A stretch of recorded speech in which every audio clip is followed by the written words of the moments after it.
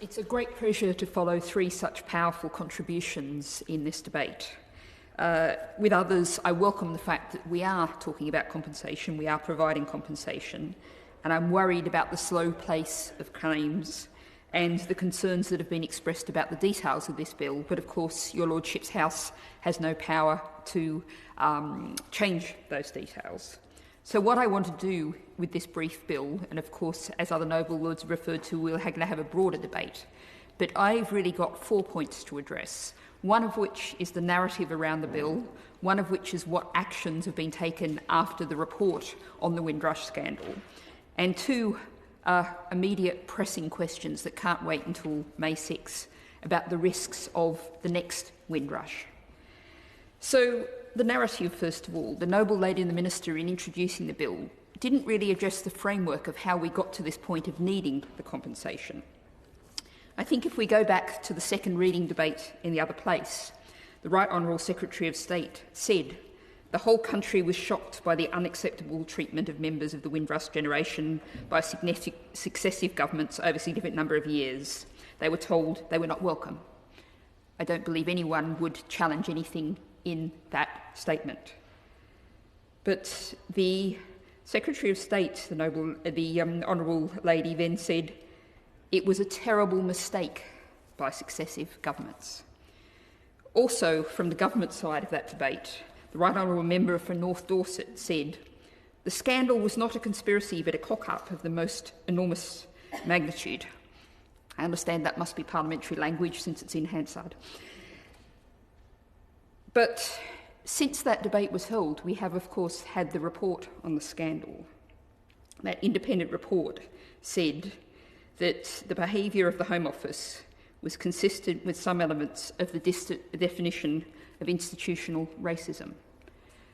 In her summing up, I very much hope the noble lady, the minister, can acknowledge that this was not a mistake or an accident, that there was racism behind the way the Windrush generation was treated.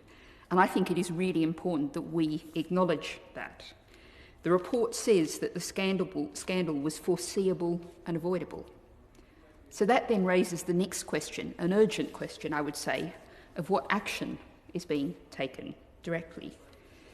The report quotes a Home Office official as saying, "I think it is unfortunate that most of the policymakers were white and most of the people involved were black. What steps is the government taking to address imbalances in the Home Office, to ensure that the Home Office culture changes?" These are urgent questions that cannot wait. I think it is really important that we have to acknowledge and accept and apologise for the treatment of the Windrush generation right through their time in the UK, not just the events of recent immigration events. Now, the independent report was called the Lessons Learned Review, but we have to ask, have they been? And the noble Lady Baroness Bull raised the issue that's been raised this week by the EU citizens' rights campaigners, the 3 million and others, about universal credit and people in the UK now with settled status. Now, this is something that cannot wait. These are people who are at risk of being left destitute and penniless because of the colour of their passport, even though we've said we accept them as a member of our society. That threatens to be, one has to say, one of the next Windrushes. The other issue is one that's been raised particularly today by people from a range of political groups, including the Mayor of London, which is people in the UK now in the crisis caused by COVID-19 who have the status of no recourse to public funds. Now, these people, many of them will be working. Some of them may be the dependents in households that are at risk of domestic abuse. And with that status of no recourse to public funds attached to them, they might be forced to put themselves at danger or face starvation.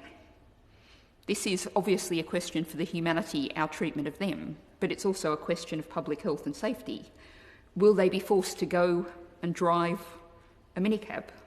Will they be forced to go and work in a store, even if they're ill or have been exposed to illness, because they have no real alternative because of their immigration status and the way we're treating that immigration status? So